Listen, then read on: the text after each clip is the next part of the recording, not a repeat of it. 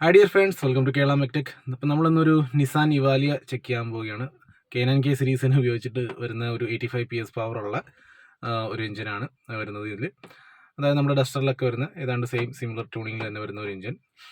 എന്നാൽ അത്യാവശ്യം നല്ല ഫ്യൂൽ എക്കോണമി ഉള്ള ഒരു കാറാണ്. ഓടിക്കാൻ വളരെ സുഖമുള്ള ഒരു മൾട്ടിപർപ്പസ് വെഹിക്കിൾ എന്ന് വേണേൽ പറയാം, അല്ലെങ്കിൽ അത്ര ഒരു ബിഗ് സൈസ് വാൻ എന്ന് വേണേൽ പറയാം. കാരണം പുറത്തൊക്കെ NV200 എന്ന് പറഞ്ഞ് ഒരുപാട് ഫേമസ് ആയിട്ട് ഇറങ്ങിയിരിക്കുന്ന ഒരു വാഹനമാണ്.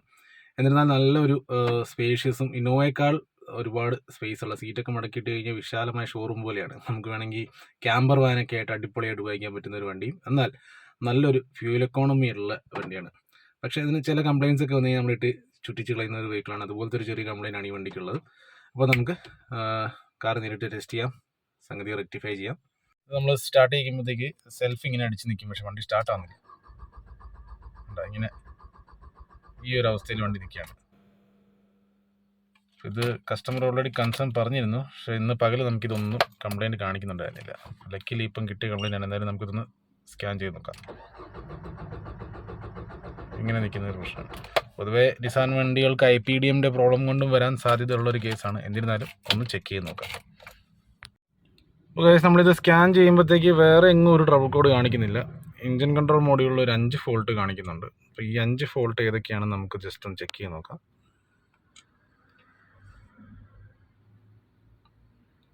ആക്സിലറോമീറ്റർ സർക്യൂട്ടിൻ്റെ ഒരു കംപ്ലൈൻ്റ് ഉണ്ട്.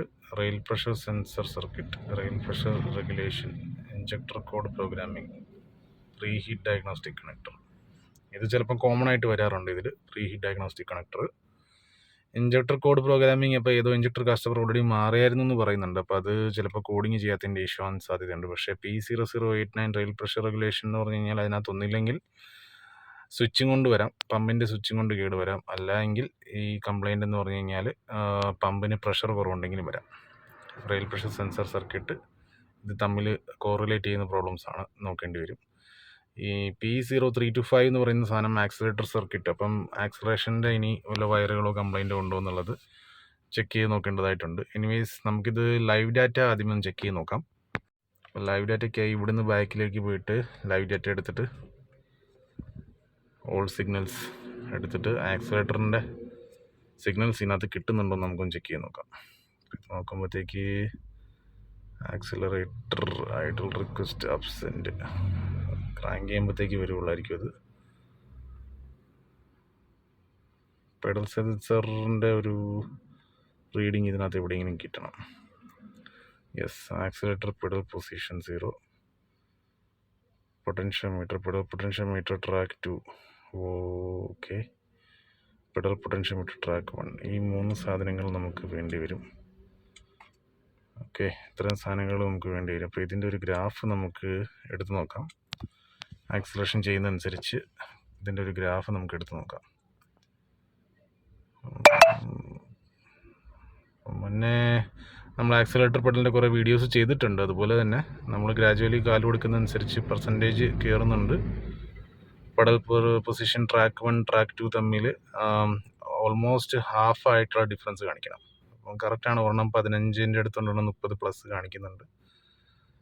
അപ്പം അതും കറക്റ്റാണ്. നമ്മൾ ആക്സിലറേഷൻ കൊടുക്കുന്നതനുസരിച്ച് സംഗതി കയറി പോകുന്നുമുണ്ട്. 20 ഒരെണ്ണം 45 കഴിഞ്ഞു. 50% ആക്സിലറേഷൻ ആയപ്പോഴത്തേക്ക് ഒരെണ്ണം താഴെ 48 വോൾട്ട് ഇതിൻ്റെ വോളിയം പെർസെൻറ്റേജ്, ഒരെണ്ണത്തിൻ്റെ 23. ഫുൾ ത്രോട്ട് കൊടുത്ത് വരുമ്പോഴത്തേക്ക് നമ്മൾ ഫുൾ ത്രോട്ട് കൊടുത്തു 99.61. അത് ഫുൾ ത്രോട്ടിലാണ്. അപ്പോൾ ഒരെണ്ണം 84ഉം ഒരെണ്ണം 38.81. അപ്രോക്സ് ഈ ഒരു ഹാഫിൻ്റെ റേഞ്ചിലാണ്, 1ഉം 2ഉം തമ്മിൽ ഒരു ഹാഫിൻ്റെ റേഞ്ചിലാണ് നിൽക്കുന്നത്. അപ്പോൾ ഈ ഗ്രാഫ് നമ്മൾ നോക്കിയാൽ പെഡൽ ഓക്കെ ആയിട്ടാണ് തോന്നുന്നത്. എന്തായാലും എറേഴ്സ് ഒന്ന് ക്ലിയർ ചെയ്തിട്ട് ഒന്നും കൂടി വണ്ടി സ്റ്റാർട്ട് ആവുന്നുണ്ടോ നോക്കാം. എന്നിട്ട് നമുക്ക് രണ്ടാമത് ഏത് എററാണ് ആദ്യമേ റീഡ് ചെയ്യാൻ പറ്റുന്നത്, ഏത് എററാണ് ആദ്യമേ കിട്ടുന്നതെന്നും കൂടി ചെക്ക് ചെയ്ത് നോക്കാം. ബാക്ക് അടിക്കാം. ഇത് നമുക്ക് ബാക്കിൽ പോയി ക്ലോസ് ചെയ്തിട്ട് അടുത്ത പരിപാടി എറർ കോഡ് ഡിലീറ്റ് ചെയ്യണം. അതിനേക്കാളും നമുക്ക് ഒരു വേറെ കാര്യം കൂടി ഉണ്ട്. നമുക്കിത് വേണമെങ്കിൽ ഇത്ര എറേഴ്സ് നമുക്കൊന്ന് സേവ് ചെയ്ത് വെക്കാനുള്ള ഓപ്ഷൻ ഉണ്ട്. അപ്പോൾ നമുക്ക് ആദ്യമേ സേവ് അടിച്ച് വയ്ക്കാം. സ്ക്രീൻഷോട്ട് ചെയ്ത് വയ്ക്കാം.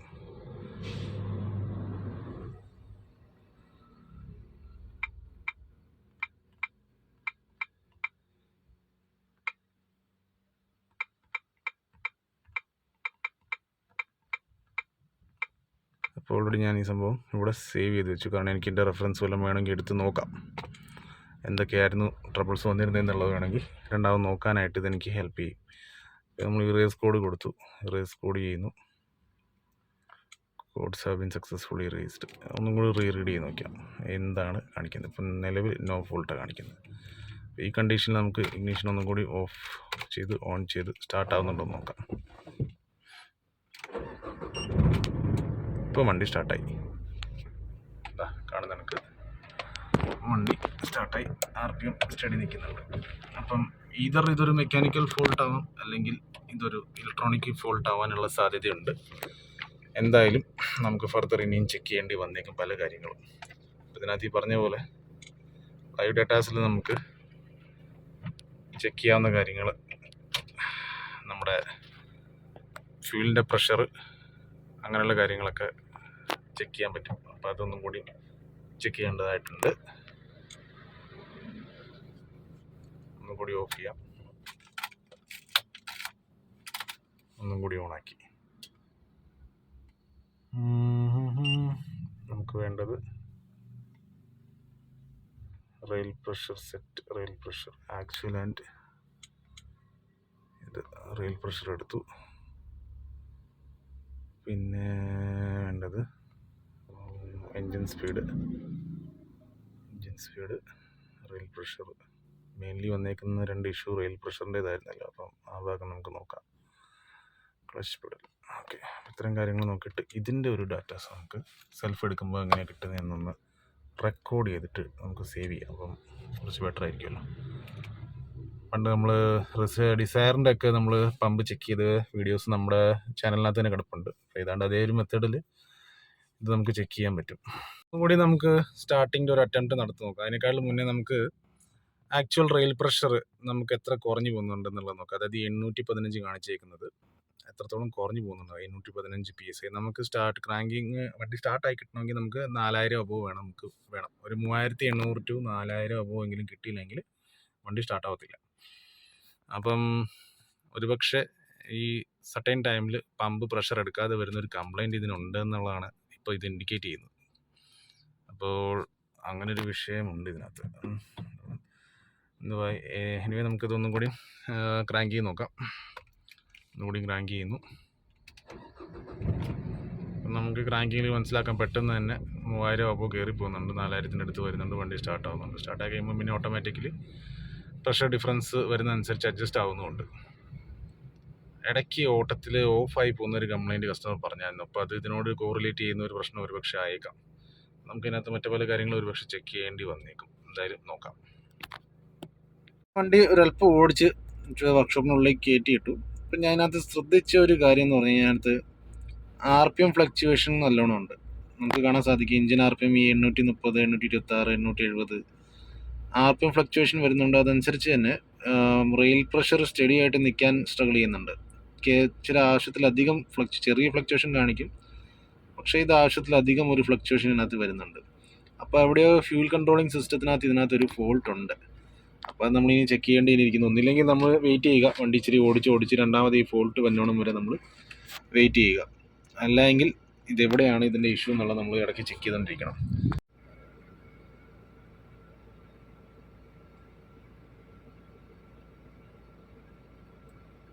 ചില നേരത്ത് ഇത് റണ്ണായി ഇരുന്ന് സഡനായിട്ട് ഒരു ഇച്ചിരി ഹ്യൂജ് ഡ്രോപ്പ് ഇതിനകത്ത് വരുന്നുണ്ട്. അന്നേരം നമുക്ക് വണ്ടിയിൽ അറിയാൻ ഫീൽ ചെയ്യാൻ പറ്റും, വണ്ടി പെട്ടെന്ന് RPM കുറഞ്ഞു പോവുക അല്ലെങ്കിൽ ഒന്ന് ഓഫ് ആകാൻ പറ്റുന്ന ഇപ്പോൾ കാണിച്ചു പോരാ, ഓഫ് ആകുന്ന പോലത്തെ ഒരു ടെൻഡൻസി. ഇത് നമുക്ക് ലൈവ് ഡാറ്റാസ് കുറച്ചധികം നേരം അനലൈസ് ചെയ്താൽ എന്തെങ്കിലും പിടിക്കാൻ പറ്റത്തില്ല. അതുകൊണ്ട് ഇപ്പോൾ കാണിച്ച് ബ്രേക്ക് ഒന്നിവിടെ കാണിച്ചു, ഒന്ന് ഈ പോയിന്റിൽ കാണിച്ചു.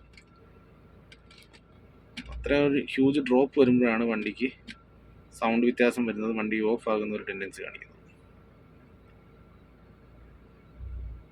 ഇപ്പോൾ ഇവിടെ ഈ പോയിന്റിൽ ഒരു ഹ്യൂജ് ഡ്രോപ്പ് വന്നു. അത് മൊത്തം ഈ റെയിൽ പ്രഷറിൽ ഡ്രോപ്പ് വരുന്ന സമയത്താണ് ബേസിക്കലി RPM വേരിയേഷൻ വരുന്നത്. ആദ്യം റെയിൽ പ്രഷറാണ് ഡ്രോപ്പ് വന്നത്. അതാണ് നമ്മളിപ്പോൾ മെയിൻലി അനലൈസ് ചെയ്യാനായിട്ട് ഉദ്ദേശിച്ചത്. അല്ലാത്തപ്പോൾ ഓക്കെയാണ്. ഇപ്പം 3000 വരെ എത്തി RPM, റെയിൽ പ്രഷർ 3000 പ്ലസ് ആയി. മറ്റേ 4000 5000 അങ്ങനെയായിരുന്നു ഫ്ലക്ച്വേഷൻ. ഇപ്പോൾ സ്റ്റഡി നിൽക്കുന്നുണ്ട്. ഇനി എത്ര നേരം ഇങ്ങനെ നിൽക്കുന്നുണ്ടെന്ന് നോക്കാം. ചില കേസസ് നമ്മളിങ്ങനെ ഒന്നിലെ മണിക്കൂറുകളോളം റണ്ണിങ്ങിലിട്ട് ടെസ്റ്റ് ചെയ്യേണ്ടി വരും, സ്റ്റാർട്ടിങ്ങിലിട്ട്, അല്ലെങ്കിൽ ഓടിച്ച് നോക്കിയിട്ട് രണ്ടാമത് അടുത്ത പോർട്ട് വന്നോണം വരെ അതൊന്ന് ചെക്ക് ചെയ്ത് നോക്കേണ്ടി വരും. അങ്ങനത്തെ പ്രശ്നങ്ങൾ ഈ മോഡൽ വണ്ടികൾക്ക് വരാറുണ്ട്.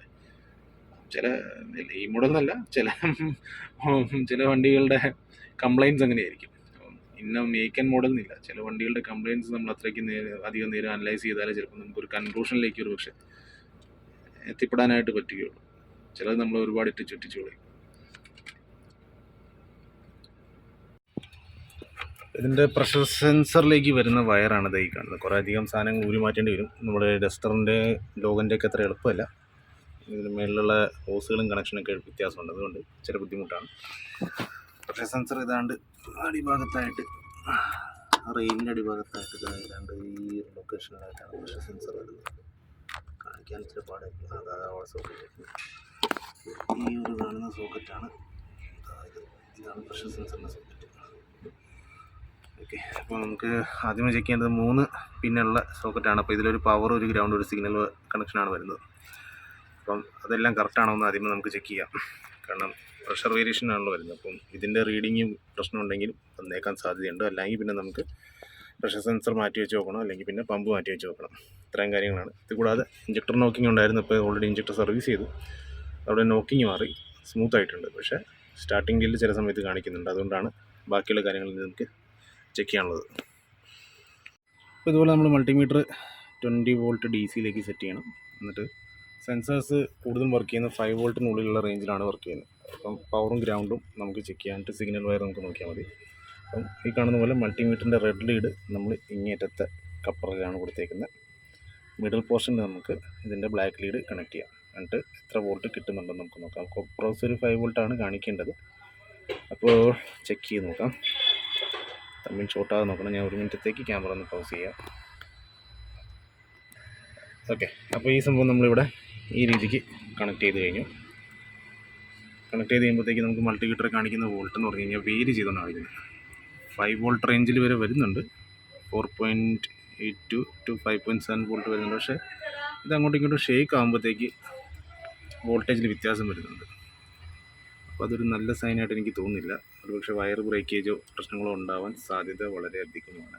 ഓക്കെ, അപ്പം ആ വഴിക്കൊന്നും നോക്കാം. കാരണം ഇപ്പം വേരി ചെയ്തുകൊണ്ടിരിക്കുന്നു. അപ്പോൾ ഈ ഒരു വേരിയേഷനാണ് നമുക്ക് അവിടെയും കിട്ടുന്നത്. ഒന്നിലെ പവറോ ഗ്രൗണ്ടോ കറക്റ്റ് ആവാത്തതുകൊണ്ട് സിഗ്നൽ വേരി ചെയ്യുന്നതാണോ എന്നുള്ളതും അറിയത്തില്ല. അല്ലെങ്കിൽ സിഗ്നൽ ലൈനിൽ എന്തെങ്കിലും ചെറിയ ബ്രേക്കേജോ റെസിസ്റ്റീവ് ആയിട്ടുള്ള സർക്യൂട്ട് വല്ലതും ഉണ്ടോ എന്നുള്ളത് നോക്കേണ്ടതായിട്ടുണ്ട്. കാരണം സ്റ്റഡി നിൽക്കുന്നില്ല. എന്താ 4, ചിലപ്പം 5, ചിലപ്പം 3 അങ്ങനെയാണ് കാണിക്കുന്നത്. മൾട്ടിമീറ്റർ ഞാൻ ഇവിടെ വെച്ചിട്ടുണ്ട്, കുറച്ചും കൂടി കൺവീനിയൻ്റ് ആയിട്ട് നമുക്ക് കാണാൻ വേണ്ടിയിട്ട്. അപ്പം ഇപ്പം സ്റ്റഡി 5 വോൾട്ട് അപ്രോക്സ് നിൽപ്പുണ്ട്, 5.7 വോൾട്ട് നിൽപ്പുണ്ട്. പക്ഷെ നമ്മളിത് ഇച്ചിരി അങ്ങോട്ടും ഇങ്ങോട്ടും മാറ്റുമ്പോഴത്തേക്ക് വോൾട്ടേജിൽ കണ്ടമാനം വേരിയേഷൻ വരുന്നുണ്ട്. അതൊരു ഡൗട്ട് തോന്നിക്കുന്നുണ്ട്. ഇച്ചിരി അങ്ങോട്ടും ഇങ്ങോട്ടും ഷേക്ക് ചെയ്താൽ, ഇനി പിൻ അനങ്ങുന്നത് കൊണ്ടാണോ എന്ന് ഓർത്തിട്ട് ഞാൻ പിൻ നല്ലോണം ഹോൾഡ് ചെയ്തുകൊണ്ട് ഷേക്ക് ചെയ്യുമ്പോഴും വേരിയേഷൻ കാണിക്കുന്നുണ്ട്. അപ്പോൾ അതൊരു അൺയൂഷ്വൽ ആയിട്ടുള്ള കാര്യം പോലെയാണ് എനിക്ക് തോന്നുന്നത്. അതുകൊണ്ട് ഇനി നമുക്ക് ചെയ്യേണ്ട കാര്യം എന്ന് പറഞ്ഞു കഴിഞ്ഞാൽ ഈ പിൻ ടു ECU വരെയുള്ള കണക്ഷൻ നമ്മൾ ചെക്ക് ചെയ്യണം. അപ്പോൾ അങ്ങനെയെങ്കിൽ ചില പാടാണ്. ഇതിൻ്റെ സാധനങ്ങൾ ഇവിടെ ബാറ്ററി ഉണ്ട്, ഇവിടെ ബാറ്ററിയും കാര്യങ്ങളെല്ലാം മാറ്റി ഇവിടെ ECU ഉണ്ട്. ECU കപ്ലേഴ്സ് എല്ലാം പിടിച്ച് കെയർഫുള്ളി നോക്കേണ്ടി വരും. ഓക്കെ, അപ്പം നമുക്ക് അടുത്ത പരിപാടിയിലേക്ക് പോകാം. എനിക്ക് ഇതേ ടെസ്റ്റ് തന്നെ നമ്മൾ ഈ സോക്കറ്റ് തിരിച്ച് ഇവിടെ കൊടുത്തിട്ട് നമ്മുടെ റെയിൽ പ്രഷർ സെൻസറിൽ കണക്ട് ചെയ്തിട്ട് സ്കാനറിലൊന്ന് ചെക്ക് ചെയ്ത് നോക്കാം. സ്കാനറിൽ കണക്ട് ചെയ്തിട്ടുണ്ട്. സ്കാനറിൽ നോക്കിയിട്ട് നമുക്ക് ഈ ഒരു വയറൊന്ന് ഷേക്ക് ചെയ്യുമ്പോഴത്തേക്ക് വല്ല പ്രോബ്ലംസ് കാണിക്കുന്നുണ്ടോ നോക്കാം. നമുക്ക് കാണാൻ സാധിക്കും സ്കാനറിലും റീഡിങ് കണ്ടമാനം വേരി ചെയ്യുന്നുണ്ട്, അപ്പ് ആൻഡ് ഡൗൺ വേരി ചെയ്യുന്നുണ്ട് വയർ ഇറങ്ങുന്നതനുസരിച്ച്. അപ്പോൾ നമുക്കിന്ന് മനസ്സിലാക്കാം ഇവിടെ വയറിനകത്ത് പ്രശ്നമുണ്ട് തന്നെ. നമുക്ക് വണ്ടി ഒന്ന് സ്റ്റാർട്ട് ചെയ്ത് നോക്കിയിട്ട് ഇതാണിക്കാൽ പ്രഷർ വേരിയേഷൻ സ്കാനർ കാണിക്കുന്നുണ്ടോ എന്ന് ചെക്ക് ചെയ്യാം. ഈ ഒരു കണ്ടീഷൻ വെച്ചുകൊണ്ട് ആ രീതിക്ക് ഒന്ന് ചെക്ക് ചെയ്ത് നോക്കാം. വണ്ടി സ്റ്റാർട്ട് ചെയ്യുക. കണ്ട, ഇപ്പോൾ വണ്ടി സ്റ്റാർട്ട് ആവത്തില്ല. റെയിൽ പ്രഷർ ഇറങ്ങിപ്പോയി. ഇപ്പോൾ സ്റ്റാർട്ടായി.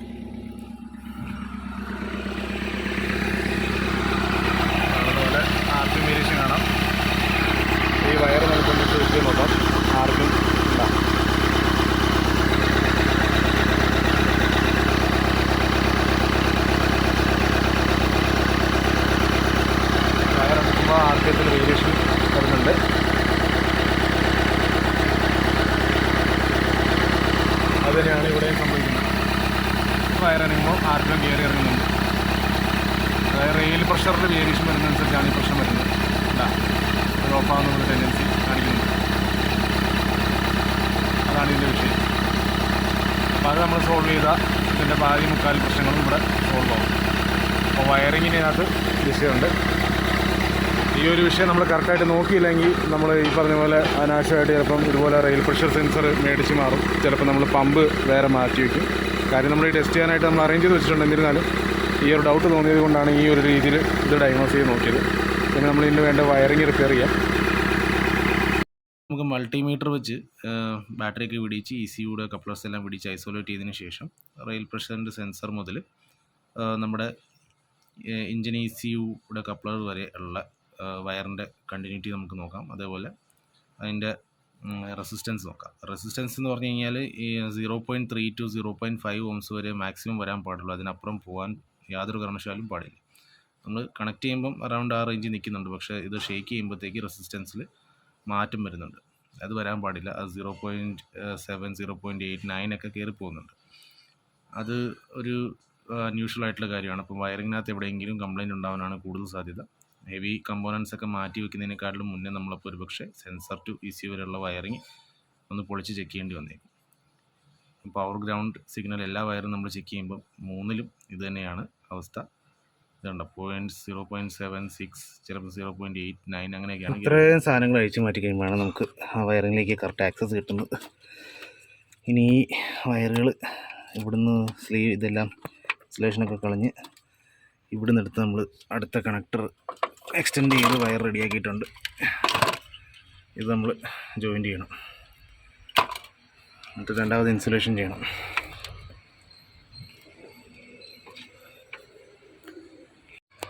നമ്മളിവിടെ ഇതിൻ്റെ വയറിങ് എല്ലാം കറക്റ്റാക്കി വേറെ ബോഡിയിൽ ഇങ്ങനെ ടച്ച് ആവാത്ത രീതിയിൽ ടൈ ക്ലിപ്പൊക്കെ ഇട്ട് നല്ല രീതിയിൽ സെറ്റ് ചെയ്ത് ബാക്കിയുള്ള കാര്യങ്ങളെല്ലാം ഫിറ്റ് ചെയ്തു. ഈ ഒരു വണ്ടിയുടെ പ്രത്യേകത എന്താ വെച്ചാൽ ഇതിനകത്ത് എഞ്ചിൻ ഇച്ചിരി താഴത്തേക്ക് താഴ്ന്നായിരിക്കുന്നത്. അപ്പോൾ അതുപോലെ ഒരുപാട് ഫിറ്റ്മെൻറ്റ്സ് മേലെ കൂടെ പോകുന്നുണ്ട്. പെട്ടെന്ന് ആക്സസബിൾ അല്ല പല കാര്യങ്ങളും. അപ്പം നമുക്ക് ഇച്ചിരി ബുദ്ധിമുട്ടായിരിക്കും വയറിംഗ് സംബന്ധമായ ഫോൾട്ടുകൾ കിട്ടാനായിട്ട്. അതുപോലെ പൊതുവേ വയറിംഗ് സംബന്ധമായ പ്രശ്നങ്ങൾ ഇച്ചിരി വരുന്ന കൂട്ടത്തിലുമാണ് നിസാൻ തന്നെ വണ്ടികളുടെ ഒരു വയറിംഗ് എന്ന് പറഞ്ഞു കഴിഞ്ഞാൽ. ഇച്ചിരി ക്ഷമയോടെ വേണം ചെയ്യാൻ. എന്തായാലും സംഭവം ഇവിടെ റെഡിയാക്കിയിട്ടുണ്ട്. ഇനി നമുക്ക് ട്രബിൾ കോഡ്സ് ഒന്ന് ഡിലീറ്റ് ചെയ്യേണ്ടി വരും. അത് കഴിഞ്ഞ് ബാക്കി കാര്യം നോക്കാം. അപ്പോൾ ഗൈസ് നമ്മളിവിടെ ട്രബിൾ കോഡ്സ് ഓൾറെഡി ക്ലിയർ ചെയ്ത് കഴിഞ്ഞു. ഇനി എൻ്റെ കയ്യിലുള്ള ഈ എഴുതി വെച്ചേക്കുന്ന എല്ലാം ഇഞ്ചക്ടറിൻ്റെ കോഡിംഗ് ആണ് ഓർഡർ അനുസരിച്ച്. കാരണം സർവീസ് ചെയ്ത് കഴിഞ്ഞ് വന്നതാണ് ഇഞ്ചക്ടർ. അപ്പോൾ കോഡ് നമ്മളിവിടെ ഇതേപോലെ നോക്കി കെയർഫുള്ളി നോക്കി റീ എൻറ്റർ ചെയ്ത് രജിസ്റ്റർ ചെയ്യണം. ഇഞ്ചക്ടറിൻ്റെ കോഡെല്ലാം നമ്മൾ ECUവിൽ രജിസ്റ്റർ ചെയ്തില്ല എങ്കിൽ അത് ഒരുപക്ഷെ എന്തെങ്കിലും മാൽ ഫങ്ഷൻ കാണിക്കാനുള്ള സാധ്യത കൂടുതലാണ്. അപ്പോൾ കറക്റ്റായിട്ട് എൻറ്റർ ചെയ്ത് എല്ലാ രജിസ്ട്രേഷൻ നമ്മൾ ചെയ്യണം. അതിനുശേഷം നമുക്ക് ഫർദർ ബാക്കിയുള്ള ടെസ്റ്റുകൾ ഇതിനകത്ത് ചെയ്യാം. അപ്പോൾ ഓൾറെഡി നമ്മൾ 3 ചെയ്തു. 4ാമത്തെ ജസ്റ്റ് ഞാൻ ഒന്ന് കാണിച്ചെന്നേ ഉള്ളൂ. ഇനി അത് രജിസ്റ്റർ ചെയ്ത് നമ്മൾ ഓക്കെ ക്ലിക്ക് ചെയ്യാം. സംഗതി ഈ ഒരു പ്രൊസീജിയർ കംപ്ലീറ്റ് ആയി. വെച്ചാൽ ആ ഒരു സ്റ്റാർട്ടിങ്ങിലുള്ള വേരിയേഷൻ മുന്നേ കണ്ടിരുന്ന പോലത്തെ ആ ഫോൾട്ട് ഉണ്ടായിരുന്നപ്പോൾ ഉണ്ടായിരുന്ന വേരിയേഷൻ മാറിയോ എന്നുള്ളത് നമുക്ക് നോക്കാം. കോഡ്സ് ഇപ്പോൾ ഇല്ല, വേരിയേഷൻ നമുക്ക് മാറി നമുക്ക് നോക്കാം. അപ്പോൾ നമ്മളിവിടെ ഓൺ ചെയ്തിട്ട് സ്റ്റാർട്ട് ചെയ്ത് നോക്കാം വേരിയേഷൻ കാണിക്കുന്നുണ്ടോ എന്നുള്ളത് നമുക്ക് ചെക്ക് ചെയ്യാം. നമ്മൾ ഇഗ്നിഷൻ ഓൺ ചെയ്തു. കാണുന്ന കണക്ക് ഇഗ്നിഷൻ നമ്മൾ ഓൺ ചെയ്തു. ഇനിയിപ്പോൾ ക്ലസ്റ്ററിലാണെങ്കിലും വേറെ ഫോൾട്ട് ഇല്ല. ചെക്ക് എഞ്ചിനായിട്ട് സ്റ്റാർട്ട് ആകുമ്പോൾ കെട്ട് പോകണമെന്നാണ് നമുക്ക് നോക്കേണ്ടത്. പിന്നെ ഈ ഒരു നമ്മുടെ ഡാറ്റാസ് നമുക്ക് rail pressure, actual rail pressure, അതുപോലെ എഞ്ചിൻ സ്പീഡ്. അപ്പോൾ അത് നമ്മൾ സ്റ്റാർട്ടിങ്ങിൽ എങ്ങനെയുണ്ടെന്നുള്ളത് ചെക്ക് ചെയ്യാം. അപ്പോൾ സ്റ്റാർട്ട് ചെയ്ത് നോക്കാം. നോർമലി വണ്ടി സ്റ്റാർട്ടായി. മുന്നേ നമ്മൾ കണ്ടിരുന്ന ഗ്രാഫ് എന്ന് പറഞ്ഞാൽ കയറി ഇറങ്ങിപ്പോയിക്കൊണ്ടിരിക്കുന്ന ഒരു ഗ്രാഫായിരുന്നു കണ്ടിരുന്നത്. എന്നാൽ നിലവിൽ ഗ്രാഫ് യൂണിഫോമായിട്ട് സ്റ്റഡി നിൽക്കുന്ന നമുക്ക് കാണാം. RPM, ഡിസൈഡ് റെയിൽ പ്രഷറും ആക്ച്വൽ റെയിൽ പ്രഷറും. ഓക്കെ, അപ്പം ഇതായിരുന്നു ഇന്നത്തെ ഈ ഒരു വണ്ടിയുടെ ഒരു ഇഷ്യൂ. കുറച്ച് സമയമെടുത്തു ചെയ്യാനായിട്ട്. കാരണം നമുക്കത് ഡിസ്റ്റിങ്വിഷ് ചെയ്യാൻ ബുദ്ധിമുട്ടുള്ള ഫോൾട്ട് തന്നെയാണ്. തപ്പിയെടുക്കണം വയറിംഗ് ആണോ എന്താണോ, നമ്മൾ കൺക്ലൂഷനിലേക്ക് എത്തണം. ക്ഷമയാണ് ഏറ്റവും വലുത്. അപ്പം ഇതിനകത്ത് ഈ വണ്ടീനെയും രക്ഷിച്ചത് കസ്റ്റമറുടെ ക്ഷമ തന്നെയാണ്. കസ്റ്റമർ വളരെയധികം ക്ഷമ കാണിച്ചു. ആൾ പറഞ്ഞു വേണ്ട രീതിയിൽ തന്നെ സമയമെടുത്ത് നോക്കി ചെയ്തോളാൻ തന്നെ പറഞ്ഞു. കാരണം അറിയാം പുള്ളിക്കാരനും ഈ ഒരു വണ്ടി ഭയങ്കര വലിയ ഇഷ്ടമുള്ള ഒരു കസ്റ്റമറായിരുന്നു. അപ്പം എങ്ങനെയെങ്കിലും ഫോൾട്ട് ക്ലിയർ ആക്കിയാൽ ഇനിയും വണ്ടി ഉപയോഗിക്കണം എന്നുള്ളൊരു താല്പര്യമുണ്ട്. അതുകൊണ്ട് തന്നെ ഇപ്പോൾ ഗൈസ് ഇത് ക്ഷമയാണ് ഏറ്റവും വലുത്. ഇത് ഡയഗ്നോസ് ചെയ്യാനുള്ള ക്ഷമ നമുക്ക് വേണം. അതുപോലെ പ്ലസ് നമുക്ക് ഇങ്ങനെയുള്ള ഫോൾട്ടുകൾ വരുമ്പോഴത്തേക്ക് ഒരു സമയം സാവകാശം കൂടി നൽകുന്ന കസ്റ്റമർ ആണെങ്കിൽ നമുക്ക് അത്രയും എളുപ്പമായി. അപ്പോൾ ഈ ഒരു കസ്റ്റമർ നമ്മളിൽ നല്ലൊരു ഫെയ്ത്ത് ഉണ്ടായിരുന്നു, നല്ലൊരു ക്ഷമയുണ്ടായിരുന്നു. ഇത്രയും സമയം ഇത്രയും ഒരാഴ്ചത്തിലധികം ഈ വണ്ടി ഇവിടെ കിടന്നിട്ടും യാതൊരുവിധ പരാതിയോ കാര്യങ്ങളൊന്നും പറഞ്ഞില്ല. കാരണം ഒരു പ്രതീക്ഷ ഉണ്ടായിരുന്നു ശരിയാകുമെന്നുള്ളത്. ഞങ്ങൾക്ക് ഒരുപാട് പ്രതീക്ഷ ഉണ്ടായിരുന്നു. അങ്ങനെ ആ പ്രതീക്ഷയുടെ ഫലമായിട്ടാണ് ഇന്ന് ഈ കംപ്ലയിൻറ്റ് മാറി വണ്ടി ഓക്കെ ആയി പോയിരിക്കുന്നത്. ക്ലസ്റ്ററിൽ ഇപ്പോൾ നമുക്ക് ചെക്ക് ചെയ്തതിൽ തന്നെ നമുക്ക് കാണാം യാതൊരുവിധ വേറെ ഫോൾട്ടോ കാര്യങ്ങളൊന്നും തന്നെ കാണിക്കുന്നില്ല. സ്റ്റഡി ആയിട്ടുള്ള ഈ ഗ്രാഫ് നമുക്ക് സ്റ്റഡി ആയിട്ട് കാണാം. അപ്പോൾ ഇത്രയായിരുന്നു കാര്യങ്ങൾ. ഇപ്പം വണ്ടിയുടെ എൻജിൻ സൗണ്ട് കേൾപ്പിക്കാൻ നല്ല സൈലൻ്റ് ആയിട്ടുണ്ട്. എൻജിൻ സൗണ്ട് ഇതാണ് എൻജിൻ സൗണ്ട്. വേറെ അൺയൂഷ്വൽ ആയിട്ടുള്ള നോക്കിങ്ങോ പ്രശ്നങ്ങളോ ഒരു കാര്യം തന്നെ കേൾക്കാനില്ല. റേസ് ചെയ്ത് നോക്കാം, നമുക്ക് ആക്സലറേഷൻ ചെയ്ത് നോക്കാം.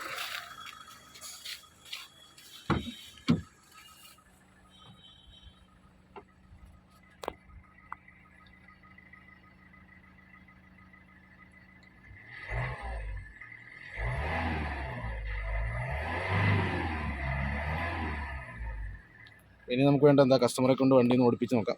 കാര്യങ്ങൾ ഓക്കെ ആണെന്നുണ്ടെങ്കിൽ ധൈര്യത്തോടെ നമുക്ക് വണ്ടി ഡെലിവറി വിടാറായിട്ടുണ്ട്. ആക്സലറേഷൻ ചെയ്യുമ്പോൾ മാത്രമുള്ള വേരിയേഷൻ മാത്രമേ നമുക്കിവിടെ കാണാറുള്ളൂ. ഐഡ്ലിങ്ങിൽ അൺയൂഷ്വൽ ആയിട്ടുള്ള ഫ്ലക്ച്വേഷൻ കാണിക്കാതെ സ്റ്റഡി നിൽക്കണം. അത് കറക്റ്റായിട്ട് ഈ വണ്ടി മെയിൻറ്റെയിൻ ചെയ്യുന്നുണ്ട്. അപ്പോൾ ഗൈസ്, ചാനലും കണ്ടൻസ് ഒക്കെ ഇഷ്ടപ്പെടുകയാണെങ്കിൽ ലൈക്കും ഷെയറും സബ്സ്ക്രൈബും ചെയ്യാനായിട്ട് മറക്കണ്ട. ഇതുപോലുള്ള ഇൻഫോർമേറ്റീവ് ആയിട്ടുള്ള വീഡിയോസ് ഞാൻ കണ്ടിന്യൂസ് ഈ ചാനലിൽ ഇട്ടുകൊണ്ടിരിക്കുന്നതാണ്.